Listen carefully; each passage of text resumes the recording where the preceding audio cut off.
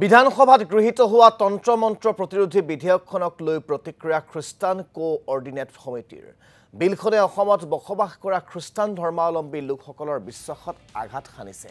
খ্ৰীষ্টান ধৰ্মাৱলম্বী লোকসকলে বাইবেলক অনুসৰণ কৰে আৰু বাইবেলে তন্ত্ৰ মন্ত্ৰ যাদুবিদ্যাক সম্পূৰ্ণ বিৰোধ কৰে।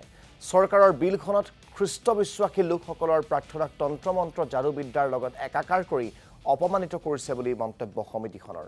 বিলখন প্ৰত্যাহাৰ কৰাৰ আহ্বান খ্ৰীষ্টান কোঅৰ্ডিনেট সমিতিৰ।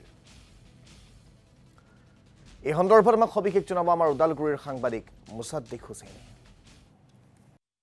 28 ফেব্ৰুৱাৰীত অসম চৰকাৰে গৃহীত কৰা বিলৰ ক্ষেত্ৰত এতিয়া খ্ৰীষ্টান ধৰ্মাৱলম্বী লোকসকলে তেখেতসকলে নিজৰ প্ৰতিক্ৰিয়া প্ৰকাশ কৰিছে। আৰু এই মুহূৰ্তত মই আছোঁ উপস্থিত ওদালগুৰি জিলাৰ নলবাৰী এই গীৰ্জাঘৰত। মোৰ সামগ্ৰিক পৰিৱেশ দেখুৱাইছে এয়া ভিডিঅ' জাৰ্নেলিষ্ট বাবুৰিয়ানে। বিশেষকৈ খ্ৰীষ্টান কোঅৰ্ডিনেটৰ কমিটিয়ে তেখেতসকলে আজি এক গীৰ্জাত বহি তেখেতসকলে প্ৰাৰ্থনা কৰে বিশ্ব শান্তিৰ বাবে। আৰু তাৰ প্ৰাক মুহূৰ্তত তেখেতসকলে এক সংবাদ মাধ্যমৰ জৰিয়তে অসম চৰকাৰে যি আচলতে বিল আনিলে, যিখন তন্ত্ৰ মন্ত্ৰৰ ক্ষেত্ৰত যিখন বিল আনিছে, সেই বিলখনৰ ক্ষেত্ৰত খ্ৰীষ্টান ধৰ্মাৱলম্বী লোকসকলক তেখেতসকলে অপমান কৰা বা অপমান বোধ কৰাৰ তেখেতসকলে অনুভৱ কৰিছে। আৰু তাৰ ক্ষেত্ৰত তেখেতসকলে প্ৰতিক্ৰিয়া ব্যক্ত কৰিবৰ কাৰণে কোঅৰ্ডিনেটৰ কমিটিয়ে এই ধৰণে আহিছে। মই তেখেতসকলৰ পৰা পোনে পোনে জানিম, যিহেতুকে 28 ফেব্ৰুৱাৰী অৰ্থাৎ 28 ফেব্ৰুৱাৰীয়ে এইখন বিল পাছ কৰিলে, যিখন বিল আপোনালোকে আচলতে কি ধৰণে প্ৰতিক্ৰিয়া প্ৰকাশ কৰিব?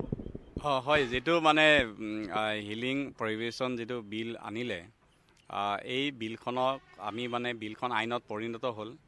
আমি দুখিত হৈছোঁ আৰু আমি প্ৰতিক্ৰিয়া প্ৰকাশ কৰি জনাব খোজোঁ যে বাইবেলে কেতিয়াও তন্ত্ৰ মন্ত্ৰক বিশ্বাস নকৰে।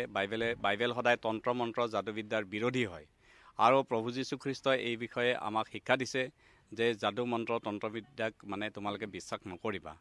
গতিকে সেইকাৰণে আমি চৰকাৰক ক'ব খোজোঁ যে এই বিলখনত যিটো মেজিকেল হিলিং বুলি লিখিলে, সেই মেজিকেল শব্দটোৱে বাইবেলৰ বিৰোধী শব্দ হয়। আমি মেজিকক বিশ্বাস নকৰোঁ, তন্ত্ৰ মন্ত্ৰ যাদুবিদ্যাক বিশ্বাস নকৰোঁ।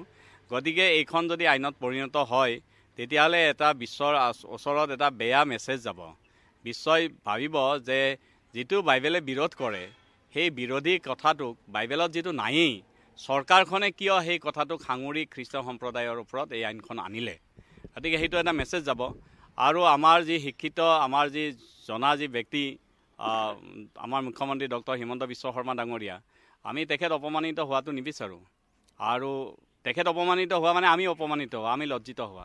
সেইকাৰণে মেজিকেল শব্দটো তেখেতে উঠাই ল'ব লাগে আৰু এই হিলিঙক লৈ যিখন আইন আনিলে এইখন বাতিল কৰিব লাগে। এয়াই প্ৰতিক্ৰিয়া আমি আপোনালোকক শুনুৱাইছোঁ আমাৰ সাংবাদিক মুছাদ্দিক হুছেইনৰ জৰিয়তে।